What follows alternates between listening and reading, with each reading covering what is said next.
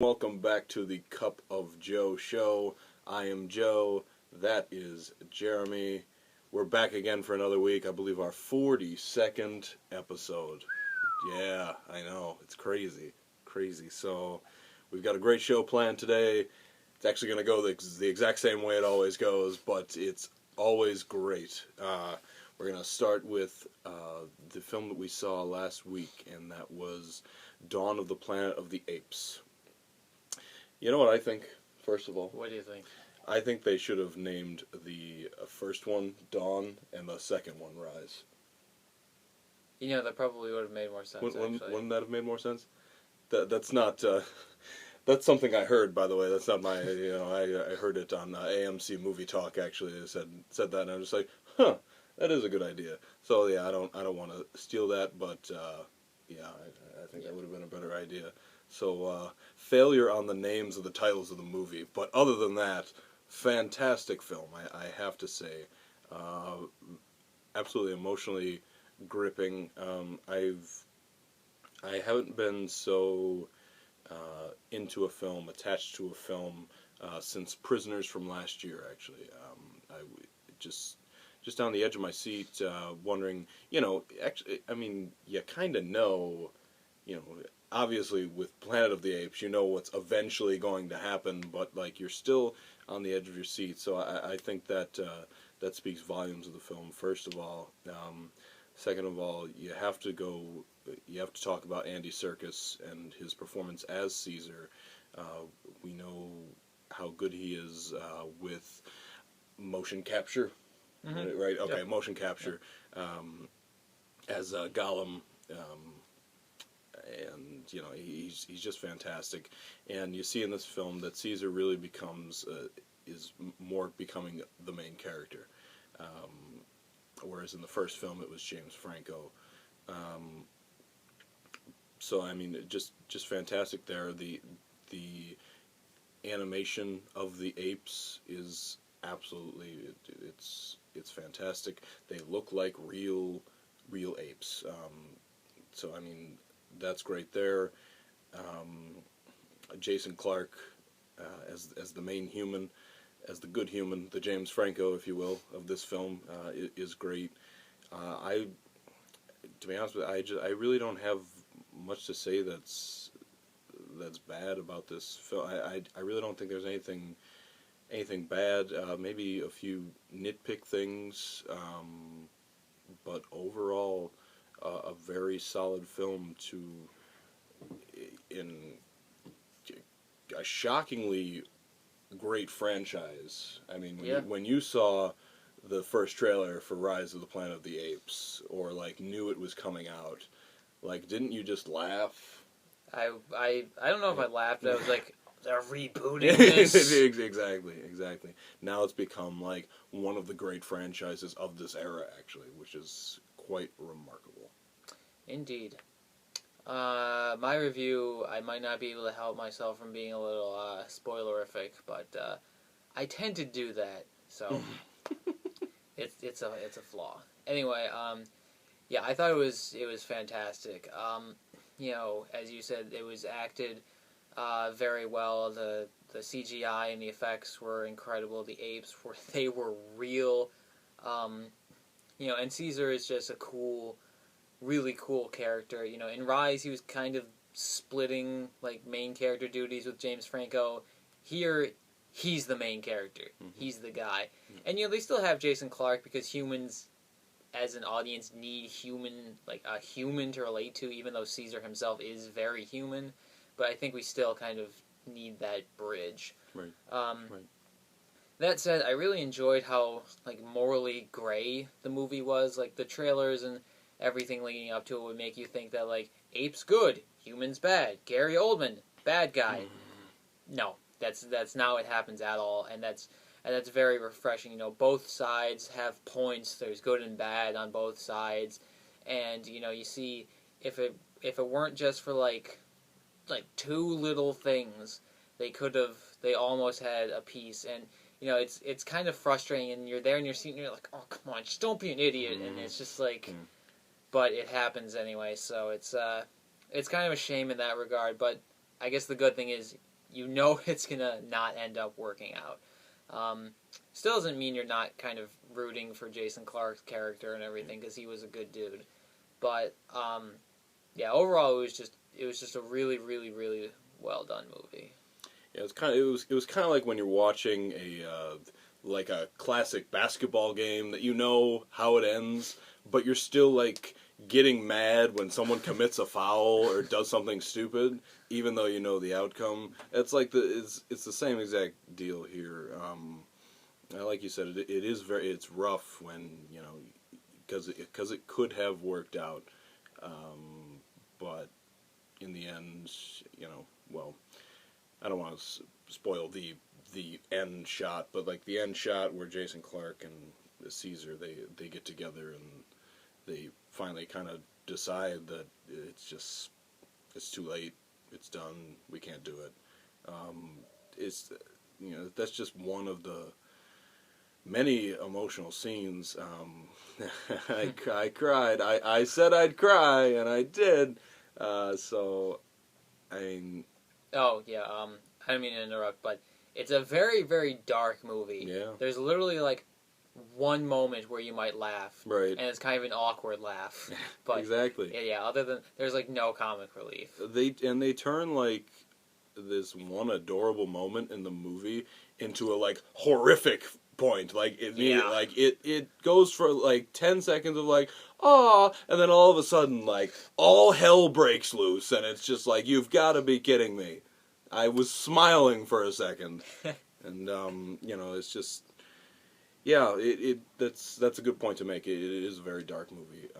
You know, not much to smile about. One part where you get to go like, but like that's it. Like so if you, I guess that it's not a gripe, but if you want to go see a fun film, this is not fun. It's a very good film. It's a very, very well done film. One of the best films of the year, hands down. But yeah, it is no fun. That's for sure. You won't laugh. You won't smile. You will just kind of be on the edge of your seat, hoping that what's going to happen doesn't happen. So that's that. You got anything else? I think we covered it. I think we absolutely covered it. I would definitely recommend it, but again, don't expect to be happy. On that note, That was very dreary. indeed, Yeah. like the movie. Okay, so going into the box office. Last weekend, in 5th place, we had How to Train Your Dragon 2. That was down 32% to just over 6 million, and has a total of about 152. Again, the story with this is and has been it's lagging well behind the pace of its predecessor. But $150 million is still a lot of money, and add in overseas and it'll be okay. Just not as much as it should have been. 4th place, 22 Jump Street. That was down 34% to 6.5. Has a total of about 172. That's pretty good. Tammy was in 3rd. That fell 42% to 12.6, and has a total of 57. I was hoping that would drop a lot more, like maybe like 85%, or well, okay, like 55. But 100%. No one went to see out it. of theaters. That's right. Mm-hmm. But you know, I mean, whatever happens, people like Melissa McCarthy. So, what can you do? Number 2, Transformers: Age of Extinction, down 56% to 16.3 million, total of 208.8. Continuing to just fall further and further behind the pace of the other movies, which is to be expected. Off the dark side of the moon.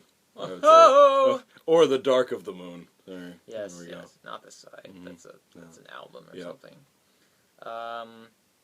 So Age of Extinction probably going to end up around 240 million, and as sad as this is going to battle it out with Maleficent for the Summer Crown, unless Dawn of the Planet of the Apes gets in there somehow. But Right. I mean, we'll see. Speaking of which, Dawn of the Planet of the Apes was the number one picture with a 72.6 million opening.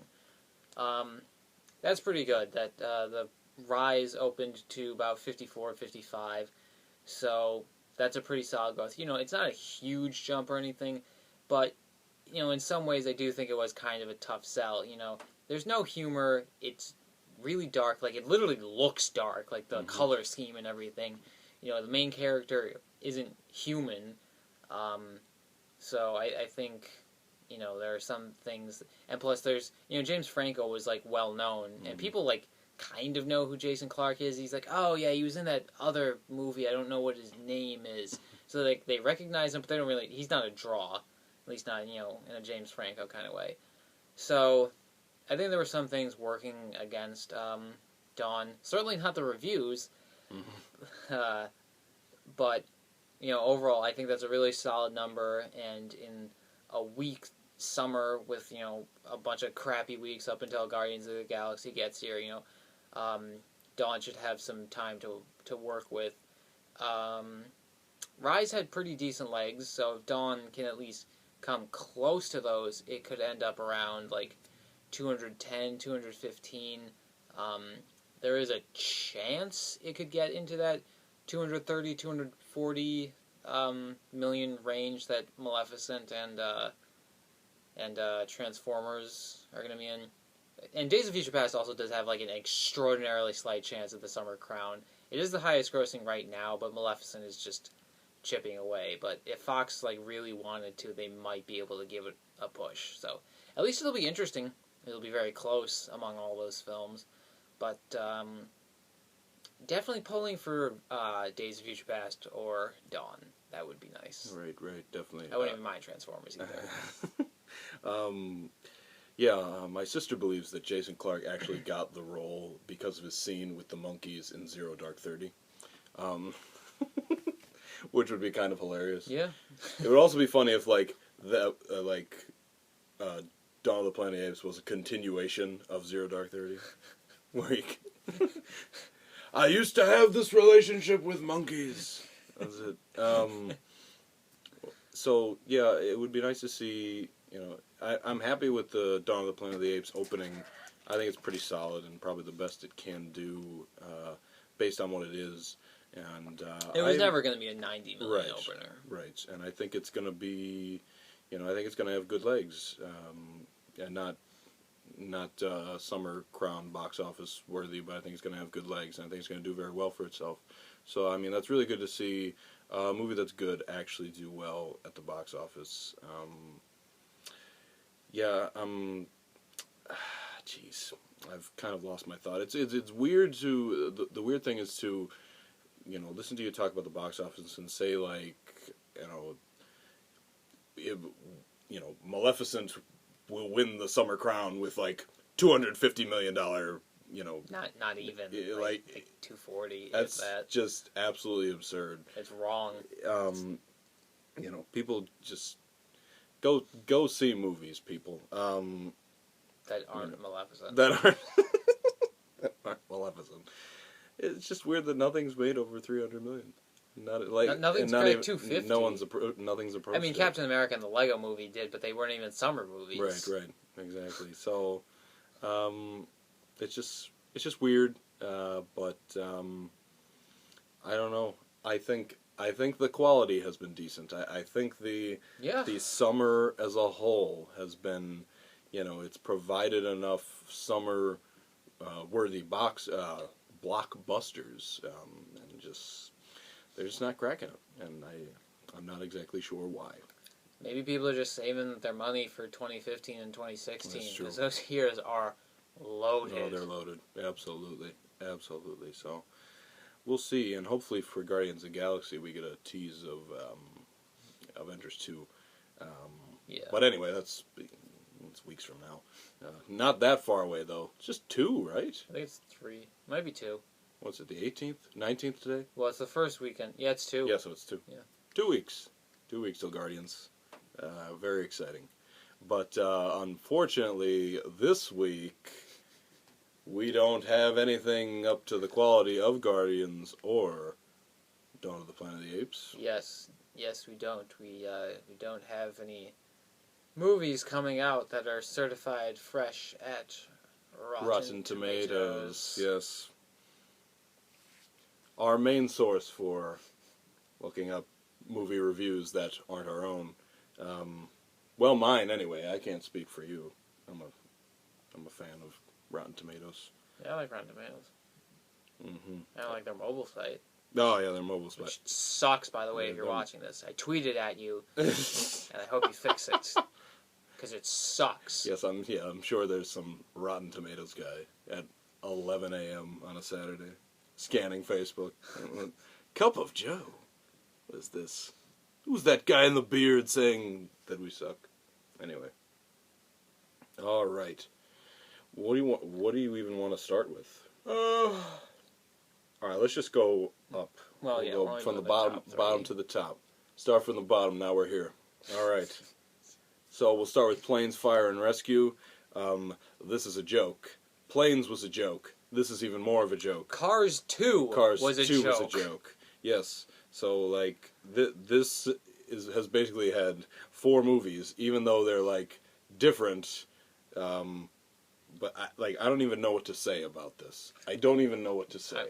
I'm under the impression that the first Cars was, like, as far as Pixar movies go, people were like, okay, it's not their best, but it's not bad. Then Cars 2 was crap, and then Planes was just total, like, steaming crap. And then this one comes along and is probably going to be even worse. Right. That said, the first Planes made, like, $90 million, capitalizing on a summer that, a period, rather, when there wasn't really any, kids' movies, and just had really good legs somehow. I expect the second one to actually make less than the first, because kids' movies seem to do that a lot. So, that might end up with like 60, 70 in total. Yeah, I really have nothing to say. I just can't believe this movie was actually made. But should things like this be shocking anymore? No. So, but I still am. Nope. Next we have Sex Tape. Another movie where I'm just I like the people in it. Mm-hmm. I just don't buy the premise. I don't buy the trailers. I just think that this movie is just not going to be funny, like, at all. And the reviews aren't really helping. Yeah, I mean, they support how I feel. Yeah, And I agree. Yeah. Mm-hmm. Jason Segel's a funny guy. Cameron Diaz can be amusing. They worked well together in Bad Teacher, Right. which is not that good of a movie, but it had its moments. But yeah, I don't expect much from Sex Tape. I'd be kind of surprised if it broke like 25 million. Yeah, you bring up Bad Teacher actually, and actually the best parts of Bad Teacher were probably when they were on screen together. So maybe that was the thought behind Sex Tape. I don't know, but like again, it just doesn't work for me. It doesn't work. Something that could work, but probably won't. Actually, is Purge Anarchy. Yes. Is that the full? Oh, sorry, The Purge Anarchy. The Anarchy. Yeah. Yes. So I saw. Look, I think this is interesting. I think this looks better than the first one actually, where it has more of a premise rather than just a home break-in. And I think it has an interesting premise. It has a better rating at Rotten Tomatoes, around the 53 range, which isn't terrible, but it's still, I could just see this movie being terrible. Yeah. No, I totally agree with you, and that seems like the general sentiment. People are like, okay, this is what we wanted the first one to be like. We're out in the streets during the Purge, and it's not just a home invasion flick. So it's like, okay, things are gonna go crazy, and it has Frank Grillo in it. Yeah. So I like him. Hopefully he becomes a household name at some point as he keeps getting in these movies. But the first one was it came out of nowhere, opened like 34 million. This one's not getting that high. Maybe 25. But again, there's potential. There's definitely potential behind it. But I wouldn't be surprised if it was awful. So that's all we have for this week. So have a good week. See a movie. Let us know about it.